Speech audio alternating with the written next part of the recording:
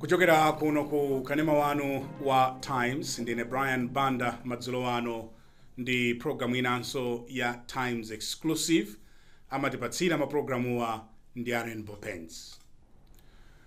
Mnendo wanga mprogramu we madzulo wano ndi bambo Wilkins Mijiga amene is a seasoned banker. Ndikulandireni bambo Mijiga mwatilemekeza kwambiri pokhala nafe madzulo wano. Azungwambiri bwana Brian. Naona kuti tikuita neni chifukwa I think you have a lot to share. Ndiya Malawi. Tell us mwakula bwanji ino. Well, I think I've got a lot, especially considering that now I have just over 6 years to go back to Cape Maclear. Yeah. So originally I come from Cape Maclear, okay, but I settled in Monkey Bay, and my mother stays in a place called Malembo, okay, on the Monkey Bay Glomot Road. Okay. So, yeah, life has been quite an exciting journey. It's still exciting. Zambiri za kazugu jidiga, taona Zambiri, kumaswambwe watidalisa ndi Zambiri. Yeah. We'll talk about the banking sector in a moment. Koma skulu mundaimba bwanji? So, yeah, I was born in nobody of Monkey Bay. Okay. Kumanda kulira makolo anga mayanga makamaka ndakulira mayanga. Mayanga ali civil servant. Okay. And mandukumbu yero majeza I chair board ya Maleposo Corporation. Okay. So we had a meeting on Monday. Yeah. On Eid. So we had a board meeting. Then I was sharing with my colleagues. My young analyst civil servant. Okay.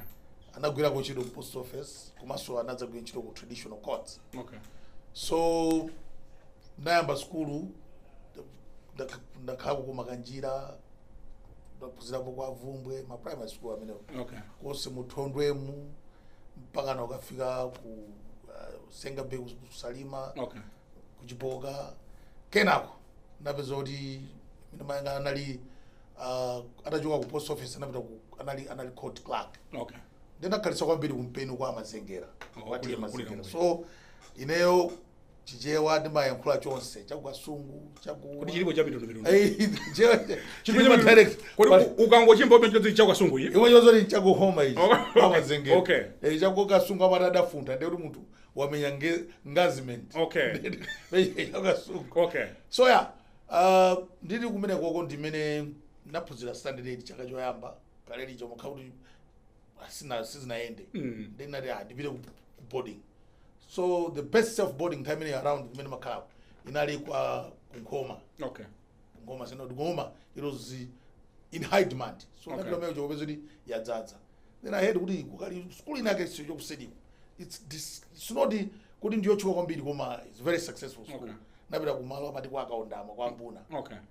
Ndi school yoti ndiyo chitisa chili kwambiri fwe mwana wanga oyamba tikupita naye kwa muzakada. Yeah. Namuzo ndi video kaone kumene ababa kanachokera. Yeah. Then ndakamonisa school imene yoyo. Chomvese chisoni chokuti over 30 years later or about 20 something later, yeah, from the time I left kwa nacho kwa kaondama 1989. Okay. 1985. Okay. Mapita kukayamba school kumalosa. Okay. Napeza kuti timagona class tinali safe boarding. So nthawi ya class maphunzira class moja. Mukamaliza madzulo nde makwera marafta za mwamba mucha. Nkutenga guza lanu, guza di blanket. Okay. Ndi mphasa yanu. Yeah. Ndikuya ndugona class. Class yomwe. Class yomwe. So inali yophunzirira yomwe so matipapo si chief. Mawa mapasti matu 5. Yeah. Around 4:45 amakuzutsani nde uri mukatero mudzuke mupite kutsinje mukasamba kutsinje uchi mubwerere class 6 o'clock kuti makani mento net arithmetic at 6. Okay. You know we had a headmaster alipo mepana on Madagandali. Okay. I consider him my parent ngati bambo anga. Okay. He's the guy who shaped me, one of the people who shaped who I am today. Okay. Ndiye mbakhala manager class muja mukaphunzira mulemba mento by half past you are finished mupite mukagwirizani mukasesesese 7 o'clock pajani pa assembly. Okay. Half 7 mulola class. Mugadero mupuzira mpaka na midday. After midday mubira mugaja 2 o'clock you're back in class for about 2 hours. Chama 3 mubi 4 ndio mubira uri kugasewera mpira stuff like that. Kuna libe zama conflicts time anyway. Yeah, chief zama conflicts. That's why it was madona zintuzi timangoja tolilo ndi ajina chigande ndi sesenya ndi mbewa. That's why rumuri basi tumangoja masausage kumadwa azo mabibi. Nanga tubiri kudabwa zona izinza chindo za chikira kuti. So from there I went to Malosa Secondary School. Okay. Ineo my ambition was really ndikoze ndipite ku Mangochi Secondary School. Okay. Nanga sine muntu wa ku Mangochi. Zona kapena apo ayi kunali kuumbwi. Okay. Osa kuumbwa ndi kuje kunali secondary kuti madi je William Mare. Okay. Ya ku Nkhoma. Okay. Which was the closest way that I knew about secondary school. Kena unamva kuti wasangidwa ku Malosa. Of course not ndipita ku secondary school was never in doubt. You were sharp, eh? Not only was I sharp. There were other people that were sharp, but they didn't have the opportunity that I had and the exposure. Okay. The drilling that we had from that school, led by Mr. Gandali, and he's alive up to now. Okay. He's an old man, he's retired. That regiment of learning and working, there was no way muntu wodi nzeru zake zili bwino bwino akanalephera kukonza mayeso. Okay. It was proper. Okay. So ndamva kuti amakhozopita kuti ku Malosa. I never heard about Malosa Secondary School that time. It turned out to be the best school that I would have ever gone.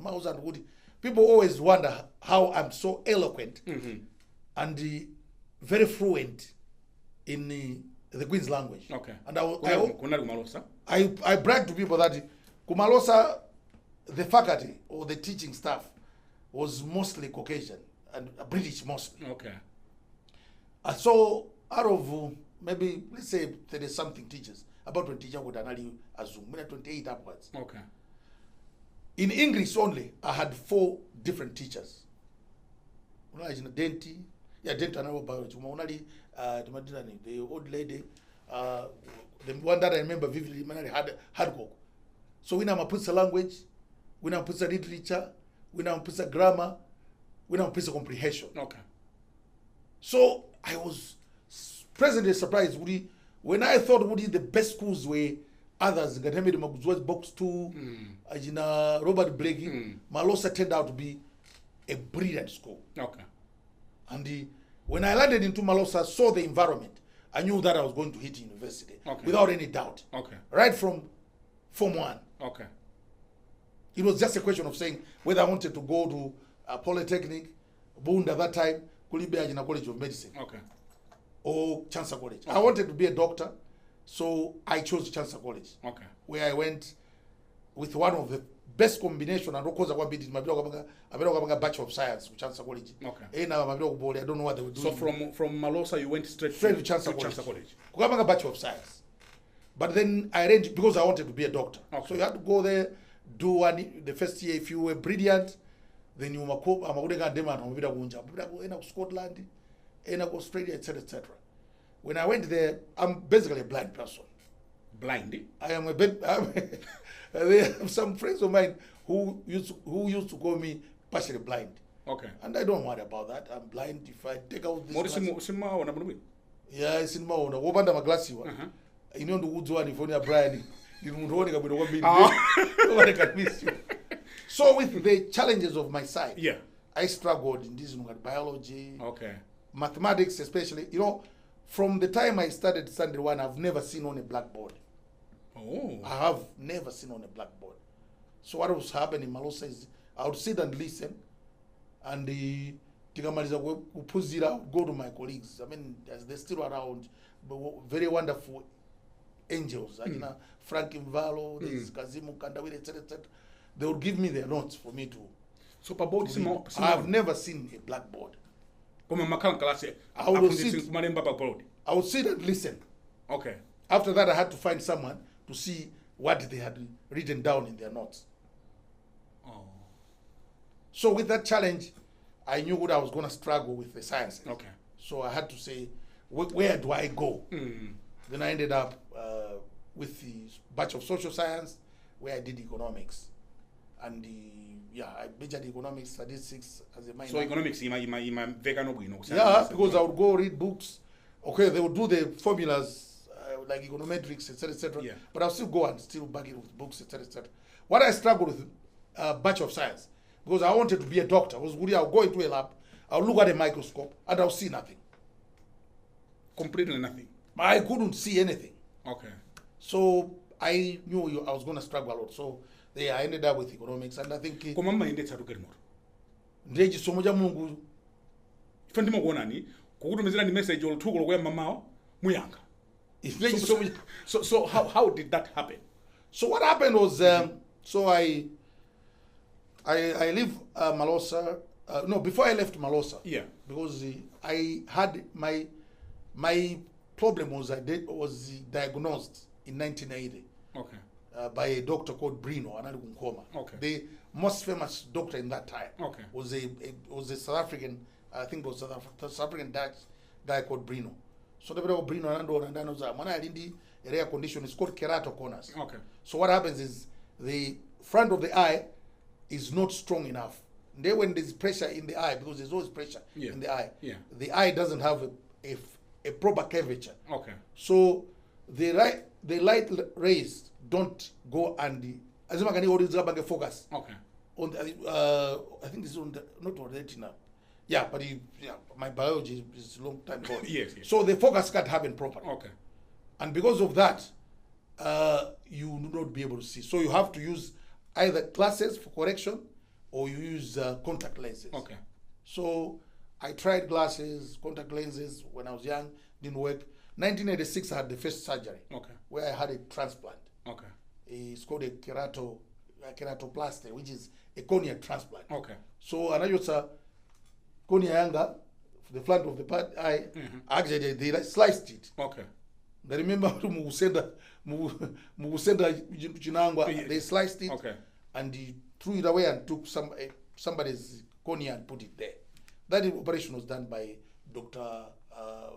Professor late Moses Chirambo and a Jewish doctor called Levin on 14th August 1986. I was in Form 2 that time. Okay. So that was the first surgery I had. Amazingly, that operation was done at Kamusendo Hospital. It was done, my mother was there with me. That was the only time my mother had to be in hospital for that operation with me. For the next 8 years, every month I would go from Malosa on a government warrant, get a bus to Zomba, get an express warrant, go from Zomba to Lilongwe, get to Zomba Depot, and there was an ambulance from Kamsendo Hospital that would take me to the hospital for a checkup for 2-3 days. I think at most 3 days. Then I'll get back into the ambulance, take me back to the depot, move from the depot in a bus, an express bus to Zomba Hospital, then go back to Malosa. At no single penny spent by me and spent by my mother. My mother was just a mere civil servant. Yeah, it's I haven't said anything. Okay. No, I've just said what I'm saying, my warrant. I would move from Malosa to Zomba to Lilongwe. Then there will be a ambulance, a car, a vehicle. Yeah, it will take me to Central Hospital. I would stay for 2 days, be discharged, because I had that time the technology in terms of medication and technology was not this sophisticated. Okay. So to avoid what they call rejection, I had to constantly be medicated and supervised. Okay. That happened all the time I was at Malosa, including the time I was at Chancellor College. And the point I'm saying is, not a single penny was spent on that process, or in that process, by myself or by my mother. Because my mother was a civil servant, an early court clerk. She couldn't afford that. If it was today, I would have been either blind or dead. You know what poverty kills, eh? Poverty kills, yeah. Yeah. Poverty kills, yeah. we have lost a lot of people chifukwa cha umphawi. That's how it was like. Okay. Left college, did Bachelor of Science, economics, left. And when I was leaving college, not that, because school, I've always been a brilliant person. I mean, God is very strategic. If you don't have the eyes, give you the brains. Yeah, that's right. Yeah. So school, I think I didn't apply, especially during my college times. I had a lot of fun. I didn't apply myself excessively. So I got out of college with a normal pass. Okay. But Unilever came to National Bank, and Unilever and other institutions came to the college to recruit people. Okay. Out of the whole recruitment, I was 7 of the people that National Bank picked from Chancellor College. So your first job has been National Bank. My first job was National Bank, and amazingly, I left college end of August. I think it was end of August, if not the first, end of July, if not the first week of August. By the 1st of September, in less than a month, I had started my first job at National Bank as a management trainee, as a graduate trainee. There were 7 of us, including now his High Commissioner in the UK, Dr. Mijiga, my friend Frank Mvalo, Mrs. Potani, Hastings Bota, who was the other one? Yeah, Harry Mugage Su there, Gladys Ganda, Honorable Gladys Ganda. There were 7 of us. Okay. We started at the bank. We went straight into a hotel. I know. Life in Alipo. Life in Alipo. How many? Life in Alipo. Where we're eating a 5-course meal. What just cafeteria was working that time? Chief. What do you remember? Tunabira ku secondary school. Mauza ndudu malosa ku secondary school. Yeah. We used to have a break, tea break in the morning. We used to have bread, chingwa, bread and butter. No. Exactly. That was 1985. A break, a morning break. Yamasanas were the same thing. Kubira college indeed was even better because college you would eat what you want. We had starters. My stream for number wajira college. Aboma. Pachirunga. Aboma. Pachirunga. Pachansa college. Mpaka starter. Kumaka 5-course meal. No. I'm telling you. 5-course meal. Exactly. No, it's a public game. So nice. Yeah. We were eating. Magazine, how did it happen? How did it happen? Chief, bread amango injika, bread sugar kaka amango injika. Anyamara mari tea wa mao, timaninga mazo ruba I think anongo bado diga tima ka green. So nice. Mazo ruba kulumwa especially boys, especially gentlemen who in college were not boys. Mazo din tani ma pa bedi ba ka bedi for ma hosa magona ntawiri kuma kupijinga ni final year magona wake. Okay. Be bakade bedi ba bedi ba ne bedside lamp. Okay. Ilani hoda. Okay. Hoda bajamonja to bread mpaka na mungu. No. Lofu so kwa. Because bread we amu yola kuja mpaka na kuuma. So yeah, move from there straight from that life. Yadile mba bank. So kubangu jamuna mafuna ana iwala kuti kujua uchansa kwa what we exposed already. Okay. Afuro didi changamoge kuti adiyote jimi. Okay. Chabu inwe adiyote jimi. So immediately we got hired by National Bank. Another Zodia is from Bachiro Kunogo, got my graduate trainee. For the first 3 months, Makaku Hotel. Okay. They Tinagango Yumba, they Makala Sunnyside with my uncle. Now you're Sunnyside, Nagajo college, never Sunnyside Wakanda. Okay. Now you're Sunnyside with Bidawudi, Hotel. Makan Magia. Magia Mususo, Mohotel, Macaudi, Mubanga room, each. Somewhere in the Mofe Marume. I should be honest with God, and God is my witness. God has been great. So kubanki ko mumagwira nchiro yanji. So at the bank ine nchiro yanga ndio kuti makasomala makasoma asamakhale ndi vuto lina lili lonse. Okay. Inde makasoma amakhadi mavuto. Mavuto amakasoma atunda ambiri. Popeza nangasi palibe munthu kapena chinthu chimene chili changwiro. Yeah. Wangwiro ndi na malenga eka. Koma timayisetsa ngati bank. Okay. Kuti tikhale angwiro. koma ungwiro ukakanika ndi ntchito ya ineyo I'm head of what we call client coverage. What it means is ngatakhala ngati kuti kwina kukanati ine ngati diplomat. Okay. I'm National Bank's chief diplomat. Okay. To make sure that the relationship ubale wa banki ndi makastomala ukhale wangwiro. Okay. Wakati ngwiro umene upanga penda ndekuti amati tsamba likagwa manyazi agwire mtengo. Manyazi amadigwira ine. Okay. Motantha akamadandaula kaya pa Facebook kuti kuma National Bank mungatitere. Ineyo amakanga andibaya mtima kuti andigwaza. Okay. Okay. Ndi ntchito imene magwire. Okay. Ku banki. Zikumatheka bwanji pamene aliyense ali penda. I don't know if you can answer this question, but I will still ask it anyway. Anthu akuti sizikuyenda koma mabanki they are making huge profits. True. And ifeso kati mabanki timadandaula kuti zinthu zili penda. Madandaula? Chifukwa kuti zinthu sizinali penda. Bwezo tute kupanga zambiri kuposa so pamenepa. Yeah, in an economy imene aliyense akudandaula, people are folding up businesses, inu mumalengeza zima benefits zambiri. Profits. Zikatatheka kuti mabanki akhale anthu oti nda kumve anthu adyera odzikonda kumapanga ngati mene amapangira pa business yena sitatchula kumane kuti apanga malosi fosa kufuna kupita mtsongo.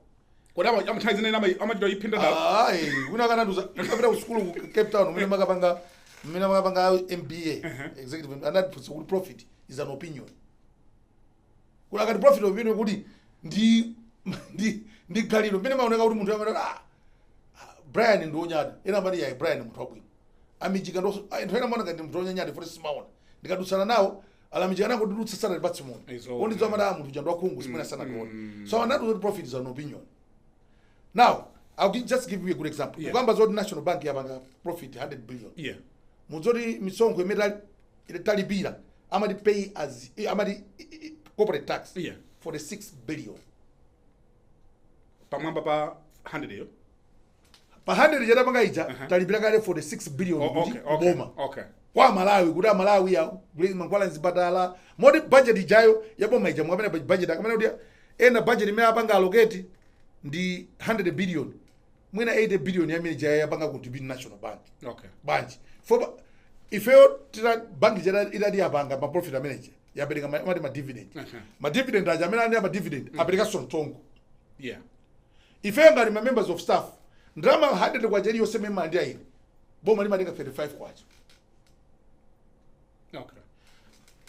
But first sabangidwa aja aliyense member of staff pomuthokozo logwe chiro molimbira amene andagwira ntchito bwino amene sana lagwise magwiridwe ntchito sana ndire kuti mali warning zosanaiza bwino chaka chatha analandira mali bonus. Okay. Inga chepe pamene popo boma linadikaponso 35 kwacha pa 100 kwacha iliyonse.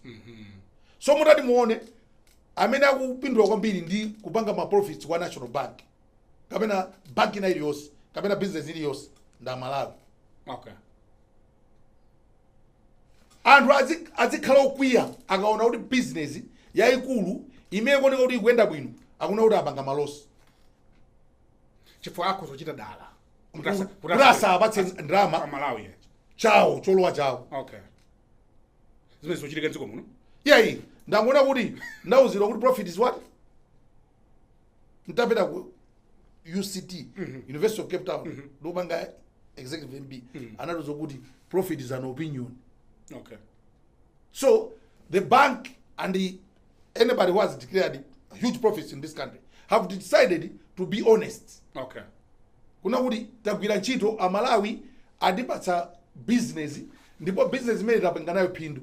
Tenti nende chilungamo kuti tapanga phindu. Would have decided to say tapanga 50 billion. Boma kulipatsa bwanji pa 50 billion then boma likanayipatsa 35% corporate tax. Even usunga ja ndusunga zina zonsezo. Profit is an opinion. So poti nthawi tilibe kwanira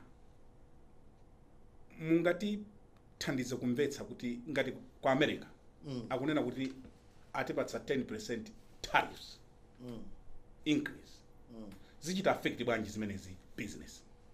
Okay, so vuto limene lachitika panopa ndilokuti boma la ku America la motsogozedwa ndi Trump anapita kukauza ma Americans kuti ineyo ndikabwera ndipanga zinthu zoti dziko liziyenda mokomera inuyo. Ma Americans iwo anana kuti America, make America great again. 1 2 America first. Ini ngati kuti amalawi kuna kuti Malawi first. Okay. Ndiye kuti ngati Malawi first ndiye kuti business ili yonse yayikulu sunuzapeza kuti mkuwapatsa anthu akunja ngati mene machita ku Malawi. Okay. Ndife anthu ofesa chisoni kwambiri. For ma business akulu. Pano pakakhala business akulu magazira ndapatsa Brian Banda. Inde nkhala Brian Banda zimene amachita koma magazi mukapatsa mawa akagula Range Rover ndiye kuti mudazi kunyasani. Kuti inuyonso osapatsa kuti akagula Range Rover ulendo ino business mupatsidwa inuyo mukagula yanu Range Rover kapena mukagula ndege. So anani kuti make America great again, America first. Nde maonedwe a Trump anaona kuda kuti anthu anasiya kupanga zinthu ku America amakapanga kunja maiko akunja. Okay. Ngondo ija ifeyo tangolowamo. Okay. Amati paja njovu zikamati bulana umatani udzu umene umaonongeka. Ifeyo ndi nsipuku umanenedwa ucha. Ngondo ija ndiya Trump ndi America ndi maiko akulu amene amalimbana nawo amati ma super powers. Okay.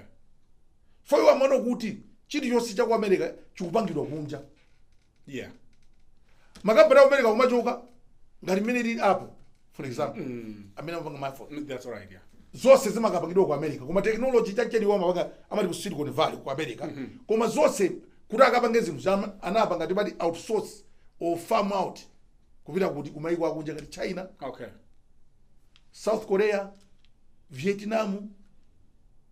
Ndiye wacha kuna kuti inuyo muzinthu zimapanga ndi mukamubweretsa kunoko mumazibweretsa mtengo ochipa kwambiri.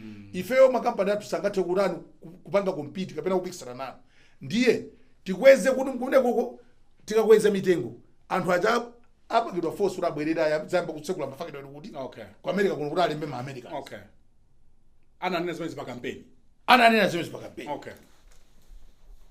Nde campaign yo zimezo zimene anapanga promise ma Americans. Nde zimezo za Americans zinasangalatsa kwambiri. For ma Americans aja amamva munthu akayankhula. Yes, it's honor. Zinasangalatsa. Ndana mvutira. Ndapanga zimene ananenazo. Fulfilling campaign promises. Zimene anauza anthu. Now, ife zilikuza bwanji.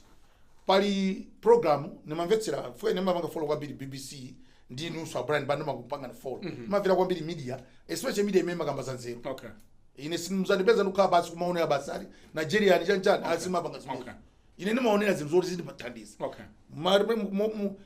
Radio mwanga ngati sinumvera Brian Banda Times kapena ndumvera ma radio ena nimamvera BBC. Okay. Ndaba BBC amakamba kuti ma Africans pali issue ya AGOA. AGOA was a program that was signed under the Africa Growth Opportunity Act. Kuti athandiza Africa. If anaona kuti Africa pa ndondomeko iya mayendesedwe ya zamalonda ndi chuma. Africa imapeza kuti imadyedwa masiku pamutu inali kunja kwa mpanda. Okay, okay. Ndekuti ayibweretse kuti ikhale nawo pa table anabweretsa act imene ikutha kuti musepeda mbwera. Koma ina atipatsa ifeyo timati ma concessions ambiri. Okay. Inganono uyu Mijiga isangathe kudumba koma ina kuti apite tsidya ilo ndeti nthandizeni kuti tinkankhe kuti akambe kudumphwe nawo. Ndizimene apanga. Okay. So zimene zozo akuti zitha kubwerako. Ndiye vuto lakuti a Trump akufuna apange protect ma industries awo ndi limene likhudze anthu. Ifeyo lilikhudza chifukwa kuti tiyenera kuti tikati tizipanga export zinthu zichi. Ngati ine for example ningopereka amati fumbi ndiwe mwini. Ineyo ndi ndikatundu anga amene mapanga ndi mati Cape Stars. Okay. Naona kuti zomangokhala daily omango tukwana anthu kutukwana boma kutukwana anthu ena kuti forex ikusowa sizoona. Ineyo so ndipange mbali yanga. Okay. Kuti ngapatu kwane kakunda panga mbali yanga. Nde ine ndazanga nayambisa kampani timati Cape Stars kumapanga tikamba imene possible. Tikamba possible. Timagazo kuti tizipanga export ku America. Okay. So much America kabange? Ngabange? Foko America amamaso kwambiri akinda. Okay. Timagazo tizipanga export ku America, tizipanga export ku Zambia kuti kuphatikiza ku UK, ku Canada, ku Brazil. Zimene zizi ndimene apanga ku Americas. Ndekuti feyo malonda athu kuti apite kumene koko azikadula. ndekuti tikafika ku America zitivutira pang'ono. Nangopereka example ngati mmene tunene apa. Okay, chabwino. Chimodzimodzi kuti ino mupanga kalimba mapanga mashati okongola ngati mmene mwavalayo. Kapena mufuna muzipanga masuti ngati mmene mwavalayo. Ipite ku America. Ndekuti mamoti mkanapanga export kuti America afika kumene kucha ndeni mtengo wake ukwera. Chifukwa ayika chani? Ayika tariff imene yakuti ikati 10%. Ndeni mtengo ukwera. Ndero zimene zikhuza kuti iniwe mamoti mugulitsa masuti 1000 mwina muzigulitsa masuti 500 akwera. So zitikhudza kwambiri. Zikhudza dziko lonse. Dzulo lokha zitangochitika ili amati ku America chuma cha ku America atokati ali mabilioni chacha susi makazi ndamazia zili mthumba. Amakauti ali mashare pa stock exchange ngati member kaya kuti ali mashare pa National Bank. Ndiye makauti share ije ikukwera. Dzulo makushare anatsika just announcement yokaiti. The value ya company pa ma stock exchange ya ku America 2 trillion kukwera was wiped out. Oh. Your subsidy uta. So izo kuti zitani zikufinya. Koma Trump mwina yake akuna kuti amene ndi kwinini oti timwe kuti mavuto athu awa azachuma kuti anthu akudya masuku pamutu ate. Ndiko kakulu ufuna kuchira umamwa mankhwala owawa bola iwe utani uchire moyo wako ukhalepo. Zokuti akunena zoona kapena ayi ine ndinaphunzira chinthu chimodzi. Pachizungu amatione time utera. Tichite break pang'ono. Tibweranso ndinu posachedwa apa. Ngati mwango tipeza kumene mukuonerayi ndi program ya Times Exclusive pano pa kanema wa Times ndi bambo Wilkins Mijiga amene ndikatswiri pa nkhani za mabanki. Tibweranso posachedwa apa musatalikire.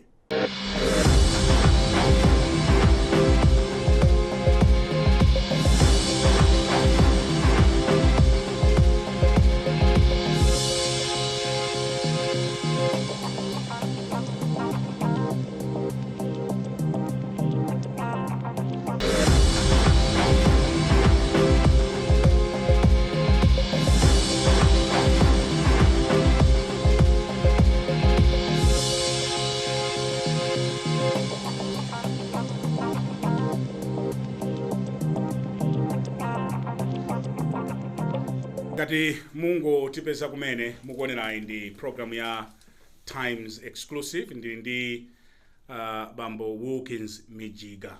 Ndiye mwati mufulula mowa kabanga mwatiweruza kale chifani mumbati ndinakula mpingo ndi mufulula mowa wala kasoro ndende mwatitumiza kale. Yes. Yeah, itukupanga business yo sino tufulula mowa. Okay. Ife tukukonza chisangalalo. Okukonza chisangalalo. Okay. Chifotu mowaso chisangalalo. Imo chisangalalo. Kuli mmalawa. Yeti malawa. Oh, okay. Yeti malawa. Mmalawa. Yeah, ibo. Mpaka topi. Kuti unyamula. Yeah, kuzonyamula zo ndezwezo mwena sitikazi dziwe. Koma ndi malawa. Okay. Chabwino. Seka kauti za zonyamulirwa ndi kuti mwina zinapochola koma ya. Chuma inena kuti zimezo safika pamenepo. Munaganiza bwanji kuti muyambe company. Ndiye kuti mudakalibe ku bankiko? Ku banki zilipo. Okay. Zoti muli company so akudziwa ku bankiko. Yeah, amati umaina ubanga amati declare. Umaina kuchita declare. Kodi chimene mafurika tu nkhani pamoyo. Nkhani yakufurika kwambiri is integrity. Okay. Okay. Integrity is doing what you're supposed to do, doing the right thing when nobody is watching. Can you say that again? Integrity is doing the right thing when nobody is watching. Okay. So, some of the tenets of integrity is transparency and being accountable. Now, then 6 years from here, by the end of ngati Mungu atipatse moyo. For those makaudi atikomere mtima. Mungu akatikomere mtima ngati amene atikomera kuti titi moyo. Pomaza kwana 2031 by end of April. For ine birthday yanga ili Sunday kubwerayo pa 6. Okay. Pomaza kwana end of April nzeka unda choka ku bank. Okay. Ngati mene achoke amene anzatwena achoka chaka cha taji yena anachoka mbuyo. Okay. Kuchita retire. Kupanga retire. We retire at 60 at the bank. Okay. You retire at 60. Yeah. Okay. Ndikazama ngati retire ndizapita kakhala kumudzi wathu kukepa makliye. Okay. Ndiye sichoyenera kuti ngati ndizakhale ndi moyo nthawi imeneyo ndapanga ritaya ndizikakhala umene kucha ndikumakakhala gulume kusowa zochita. Not only is an idle mind the devil's workshop, an idle mind or an idle human being is the warehouse of death. An idle mind is the warehouse of death. Because Because when you are idle, you are basically dead. We are not created to be idle. Okay. We are not created to be just to be sitting and just being there. We're created to be active. Okay. The only time we're supposed to be idle and still is when we are in our casket. Okay. And down there 6 feet under the ground. Okay. That's how God created us. Okay. Ndiye kubanki umene upanga declare. For ndikazapti undajo bank, I'll still be alive. Okay. And I'll still have to be active. Mm-hmm. So what I've said is, okay, ndikhalibe ndizochita. Ndili ndi zimene zangu ndikupanga za mwazi. Kodi simabweretsa sample? Ndikuonesa. Okay, ndionetse. Kabanga timone kabangayo. Ndili ndi ma business yana ndimapanga rani my club called HS Wine House. Ndikazapanga retire mwangoji zakhala nayo Monkey Bay HS Wine House. Anthu akazati weekend mwino ngati weekend. Kodi HS Wine House ndiyanu? Ndiya ineyo. Naiyambisa ine ndi banja langa ndi akazanga. Okay. Yeah. So naona kuti ayayi ndikhale ndichochita. Nde munthu chimene ndaphunzira ine umayenera kupanga chinthu chimene uli ndi upangiri woti unachichitako. Okay. That's why munthu sunaendetseko business yoyendetsa ndege, sunakaleko pilot, komanso business sunaendetseko ndikuti amount funa kuyambitsa company ya ndege. Sizimayenda bwino. Unless if you partner with somebody who has run an airline, okay, or who has worked in an airline. Otherwise, it's a disaster. Because you don't understand the intricacies. Zimene kuchitika kuti ndege zikhala mwambamu iziyenda makasoma azikhala osangalala ndege ja isikhala kuti anthu akuona kuti it's a safe aircraft or a safe airline. So ine ndakhala naona kuti ineyo experience yanga, there are two things. Either I could start something operation in banking, or something that I was familiar with. Banking I can't, because that would be conflict of interest. The national bank. So singambitse neyo banking or microfinance or business you also banks.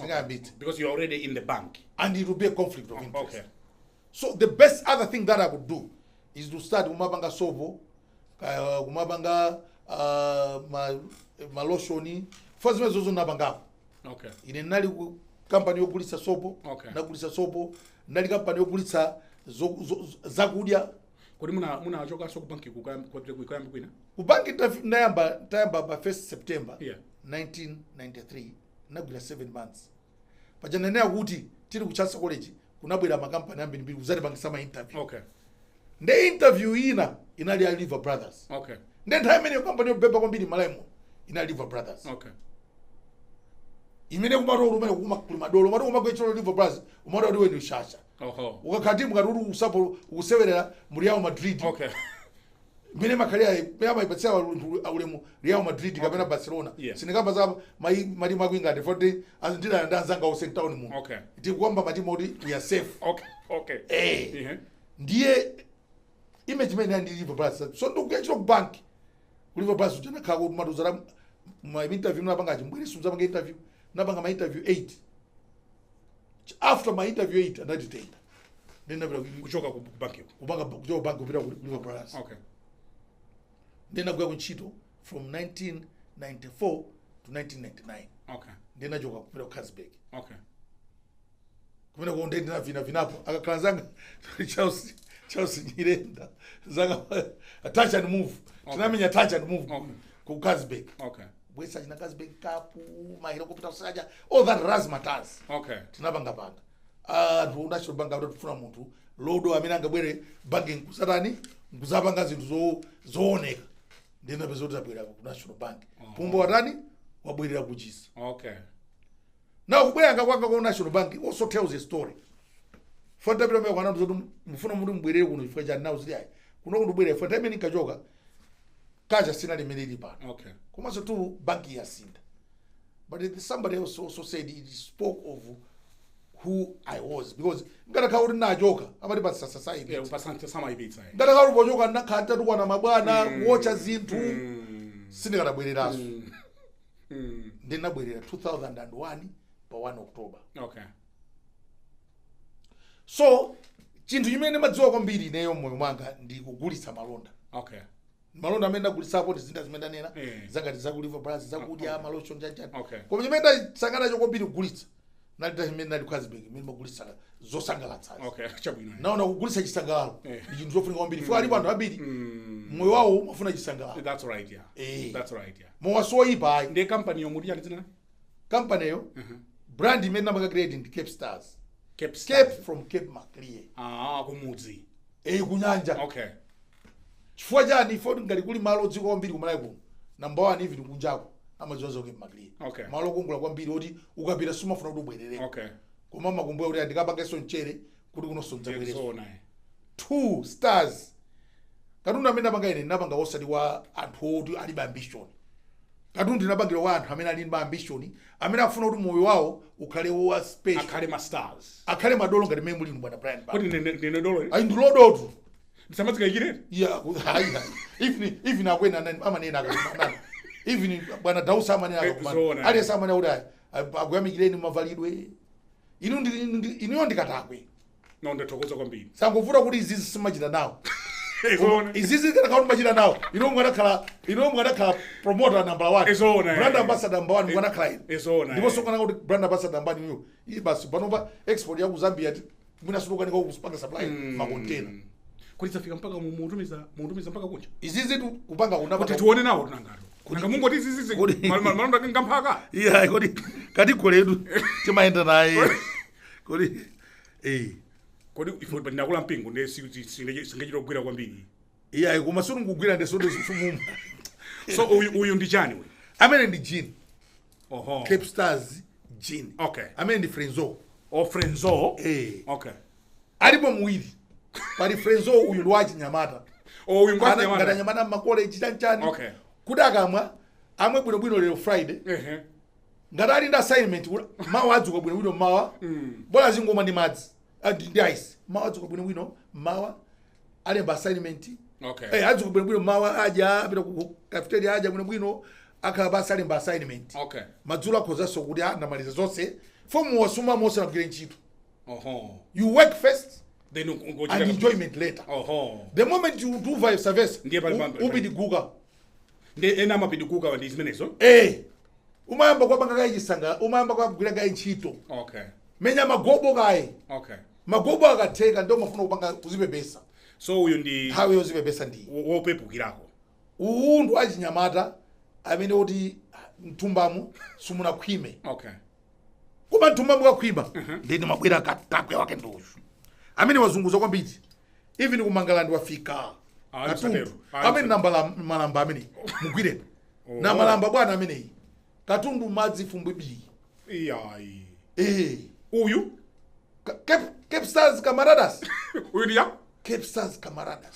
Ndamene wachuka kwambiri uyu. Amene imoso walowa mu London mu walowa mose mu ku Switzerland walowa. Uyu walowa every continent mpaka na Africa ku Latin America. Ndinda zanga ake ala anali ku DRC. Mukwankulu kwambiri. Ananduza natumizira cases and cases ndudambwe anyamata aku Mexico analawa katundu. So ku Mexico ndeko kwawo kuchimake. Kwa zokumwa izizi kumwa chokera achina osumati mategira. Ata anyamata aku Mexico analawa katundu. Akuzumbulira naye mutu. Amene yu simasewera ndi wabwino kwambiri timati smooth. Okay. Akakhala anzathu aku Mozambique amati suavemente. Kuti it's very smooth. Okay. So zimene mupanga kumalaiko. So ya ine singapange. Ine mafuna manage unga. Okay. Life moyo kumadziwa zimene iwe ungathe. Ndi zimene amathandu yena. Okay. Ine izizi sindikatopanga. Okay. Sanamiza amalaiko ano. Okay. Chimene nathene kupanga ndi zanga. For partner wanga ndi zanga amene mati Darlington ndasauka. Okay. Tinazowana ndi azi ndasauka kuyambira 2000 tapita ku Kazibeki. Okay. Ndeta ka ma Frenzo. That's why brand ikuchedwa Frenzo. takama frezo makamaradas kuyambira nthawi imene mpaka na lero. Okay. Ifeyo zimene matandi marketing and sales. Azimene zozo de dikozo aliyense dikozo mu challenge kuti zimene zozo ndi mazita. Zaubanga manufacture. I'm not a scientist. I'm an economist and a marketer. Za manufacturing simazita. Okay. So patakhala kuti mwayi wachitika tinagwirana manja ndi ethical ethanol company of Malawi. Okay. Company yaikulu kwambiri I think anayipanga establish chama 70 chakuti. Okay. Time ineyo kamuzu alipo anapanga establish kamuzu. Okay. Company ya Press Corporation. Okay. I'm the ethanol company of Malawi. Okay. Ya Press Corporation. Okay. Ndamina amapanga katundu. If we developed the concept, the branding, we did research, kuti kodi anthu pamene yakhale katundu yakhale level yanji kuti anthu azimukonda zimene zinapanga koma akuphikidwa konkuno koma akuphika ndaethico kudwamba. Okay. Mabotolo anga ethico iya mabotolo wasopona pene pomba nde pamene talijenga foku ku Africa kose kuno tayamba kucheka kuyambira ku Egypt lokafika mpaka ku Cape Town palibe amene amapanga mabotolo ngati awa 750 mils. Okay. Chifukwa ma China sungabangeni yokupanga mabotolo awa mochipa kwa bosi. Okay. So vuto lila tilando kuti makaso mamafuna mtengo takamba zoti ku America ayika matarifi tikalika kugulitsa for zima kweza mtengo makastoma katundu inde ndi wabwino kwambiri koma amafuna kuti mtengo be uzikhala utani omverera. Ndi mabotolo amachokera ku China. Okay. Mabotolo amachokera ku China. Okula a ethical kapena ino. Mabotolo amagula ethical. Okay. Zimene macho zoti mabotolo tikazakhwima for pano tikanali mchikuta. Okay. Tikazakhwima tizagula rokha mabotolo and everything. So the partnership between it's you a partnership and between us and ethical. Okay. We own the branding and everything. Okay. They do the manufacturing. Okay. And all the technical aspects. And you are selling. And we do the marketing and selling. Okay. Timagulitsa ndife. Ndenda una bali so jembali nkondo winaso. Amene ndi amati vodka. Oh. Uyuyu even anthu akurasha kurasha kumene machuka ndi vodka. Kumene kumaiko akurasha kuti kukozizira kwambiri. For iziziwo amangotenga ndikutenga butter ndikuyika mkamwa ndikumamwa ifo kukozizira kwambiri. Ndezi matubi tendeza tupi. Uyu even anthu akurasha kumayamikaso. Wafika mpaka kurasha? Uyu wakuje ni wafika uditu kuje ni ku Moscow ku Vladivostok. Okay. Walo anthu zimene zimachitika aliyese amalai anthu abwino kwambiri. Ambuye amene azani kuti amalai yayi samakondana ndisizoona yayi. Koma zimangosowa kuti kukhala limodzi ndikumvetsetsana. Product the way people have promoted it. Many anthu ayipangira kuti ifale dziko lonse lapasi. Ifeyo chipangire ni launch mu August 2023 kufika lero ni modabwitsa kwambiri. Umangodapo munthu ali kuti ali ku Vladivostok. Ndinda zanga yanakeso amagwencho mtaunimu anali ku Vladivostok anandijambulira atavula zimakoti zakunja zija. Cape Stars alipo. Zithandiza bwanji chuma cha Malawi easy.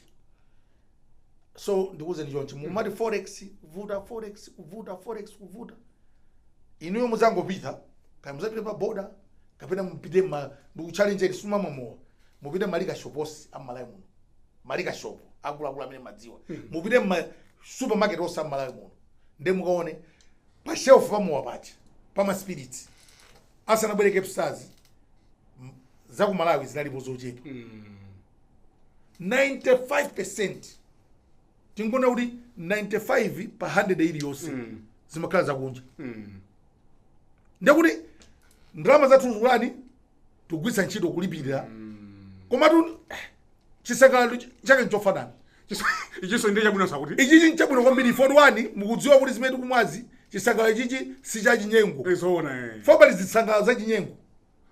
Anthu amakatenga zinthu zoti sizimayenera kuti zizidyedwa amati rectified spirits. Spirit ngati uja ndimathira pa chilonda uchi. Musatero. Amene uja rectified spirit. Amakauti zowawa ndi zothodwetsa sana zichotsemo. So is mulibe zothodwetsa umu. Zowawa zonse dinachotsa amene mu zonse zinyakanyaka zimene zimawononga mthupi zinachotsedwa. Wangu khalayo ndikatunda amene amapanga kuti zikalowa mthupimo. Mutumu muziyamika mwinu muzoona kuti basi nyimbo zija ngati nyimbo ija mwayiona kuti nyimbo ya isiya bwino. Kuyamba kuyiona kuti basi mwendo mwamba kugwedeza. Ndezime ziliwo. So no izizi mkamama makauti mukudziwa kuti zimene kumwazi nzachilungamo. Okay. Dzambiri dzakunjazi kuti ndzakwa khomula kwathu madala zamkhola mwayani sili kuzidziwa. Muli ndi maplani ya mtundu wanji pa zimene mukuchitazi? Mufuna mufike pati? Maplani aife ndokuti zaka 10 zikubwerazi katundu uyuyu adzapikisana ndi foja pobweresa forex. Ehe. Tinapita ku Zambia, tapita kawiti tikatundu. Nzakutumbizirani mavideo ake. Anyamara ku Zambia anamwanana kuti supera. Actually wedi akanati supera. Supera? Kuti super fine. Ndikatundu wabwino kwambiri. The quality is osati kuti potinu ndi munthu wa marketing. Even branding anthu ambiri amataka ona samukhupira kuti nzakumalaya dzidzi. The branding is world class. World class. Yeah. And we have even improved. We are doing a launch end of this month. Okay. Or early May. Even he katsekudo kake katsingoma ta katsekudo. Ta menya ina yako futa kwambiri. Muma ndinu banka, muchita business, nthawi zinaso munafuna kupanga za mpira. Chilipo chimene mumafuna mpange zonse basa Mijiga? Yeah, vuto ine ndokuti ndima mtima umandipweteka ndikamaona kuti zinthu sizikuyenda bwino. Kupende ndikuzeni. Mtima I'm not saying kuti neyo ndiye kuti ndi munthu wokutha kwambiri kapena munthu kuti opambana. Yeah. Koma ndimangoona ngati kuti zinthu pakalwapo luntha ndi chilungamo zinthu zikuzokhala bwino. Okay. Taizina alamu anu. Abidi Michael amanozora Mijiga ino ndozungulira mutu. For muona ino mali utopia. Okay. Utopia ndo uganza kuti life can be perfect. I've got this notion that life can be perfect. Somehow people can be trustworthy. Yeah. They can be honorable and honest. I'll give you a good example. Inendu ya machiro banki. Inendu ya machiro banki. Abana ngana ndire machiro anali Abdul Duda, my immediate boss, supervisor. Another was Mozura Mijiga. Abdul Duda. He's still around. Malawi? Yeah. Okay. I'm going in Malawi. Tuna lumveka ngati la kuja. Ndana dija? Another Mijiga. Kunoko mwamba chiro kubanki kuno. Kubanki anu chiro samajoka. And chiro samajoka. Kubanki atama chiro chiro amajosura chiro on one condition. Mugazaba. Okay. And that was very important. I had another boss, integrity is the most precious asset that any human being has. You guard your integrity, no matter what happens, you still survive. Ndeineyo zimene munthu nakapanga za kumpira ndikaona ngati kumpira kuja ine nali ndikuthekera ndi masomphenya kuti tizapanga zinthu mokomera anthu amene aine kukhala beneficiary agent chija. Who are the players and the footballers. Magama the footballers. Mpira wanasida kumala kuno. And we would have attained what our friends zimene anzatu aku West Africa. Ajina Nigeria, Ghana. And you were serious indeed too? I was serious and I'm still serious. Nigeria, Ghana. Mumafuna bemuta yeleta mpira? No. Zana wiki no azibayanga manodi chimwene bwanji kumudzi mwakibe mukaime UMP now so that I will never go into politics. Zoma big sana ndukuti adubanga ndale. Nabanga za famuzija. I saw how people can be crookedly dishonest and they make you believe kura zintu ziwenda. And how makala crookedly dishonest? Yeah, and especially in politics. Okay. Unfortunately, ndale nazipanga kunoko inu sumare buda ntambiri in town, ntambiri very brilliant people that you think they will retire from what they're doing and they'll come into politics and contribute. Why do they shy away? Because somehow in Africa or somehow politics, apart from continental Europe, Germany, Shanchani, politics has been co-branded with the crookedness. Ndale, and if your neighbors and politics neighbors are oipa, ndale ndi chiro akendishana. Kumulika wina kuda koza kulowa lero alibeka likonse. Yeah. 5 years. Definition under ndale ndi kumulika wina kuda. Okay. And that is spoiled the whole thing. So in name simafuna ndale. Kulowa ndale za basi ndikakaone kwani pando kuchipata. Aye. No, I will retire from the bank. The only thing is I want kuti dziko lino ziyenda bwino kuti kaenda bwino ndizakati kutheka kuti katundu wanga ayedzeyenda dziko lino uyenda bwino siluyenda bwino zimene zozo nde it's for the people to decide, it's not for no ndikufunsani inuyo ine musatifunse zimene sinabwera kamba kamba ndale. The day that I will join politics, I will answer your question. No, so you will join politics? The day that if you will join the politics. day that I decide to join politics, which I've ruled out today. Okay. Koma mawa mukhoza kusintha. If funso lakuti timalizire pamene pamadzulo wano Mijiga. Dziko lili kuyenda bwino, sili kuyenda bwino. I'm not a politician, I can't answer that. Oh. Yeah. Let me focus. Mundifunse kuti brand kuyenda bwanji. Kuti kuyankha kuti luyenda bwino, sili kuyenda bwino ndi kuti zilengera kuti munthu akhale wandale. Amaidu. Zikulenga kuti munthu akhale wandale Mijiga. Yes, ufuna mundike maupa. Okay. I think that was not the gist of this conversation. Chabwino. I appreciate. Mawu anu maliza ndi otani madzulo anu bambo Mijiga. Mawu maliza ndi ota Malawi nkhani imene ngakambe imene which I can completely say kuti dziko linolo tikamati forex kusowa. It's because amayi supanga produce. Somebody told me any nation that does not produce what it consumes becomes a miserable nation. Even if babanja bakhombo kumudzi nakula kumudzi nayo nakumudzi zombiri anthu ose ovutika timati akafansi yanji ana anthu oti samba lima kapena sama banga produce sama banga zimene iwo amadya kapena zimene amagwetsa ntchito pakhombo makhala munthu omphawi kwambiri ndedziko linolo tiye supporteni zinthu ngatizi tiye ndiyambe opangazi ndasanga kwambiri kuti tangu yamba ife yake stars pala amala ambiri aliso ndikukhulupirira kuti akhoza opanga zinthu ngatizi abwere ambiri amala amenewo chimene chisamachitika chokuti amene tili akuluakulu mu industry tisakhomerere amene afuna amba kumene fobule munda unthu wakulu palibe amene angapanga izizi yekha kuizizi kuti akonza kuti thana ndi zimene zikubwera zakunja zinyakanyaka zicha sazitha okha akuluakuluwo nde akhale ndi khalidwe atilole tonse tivine background. Chabwino ndikuthokozeni mwamaliza ndi moto ndikuthokozeni kwambiri bambo Wilkins Mijiga titakuyitanani kuti mbwere mwatilemekeza kwambiri. Inenso ndithokoze kuti pitizani ntchito imene mugwira. Thanks. Pamene panso ndiye pamapeto a programu yathu madzulo ano ya Times Exclusive. Mpprogramu iyi ndinali ndi bambo Wilkins Mijiga amene ndi experienced banker akuchitanso zina monga mwaonera mpprogramu iyi. Ndine Brian Banda maloma ife tonse kuna ku Times headquarters ku Blantyre kukufunirani madzulo abwino komanso weekend yopambana and goodbye.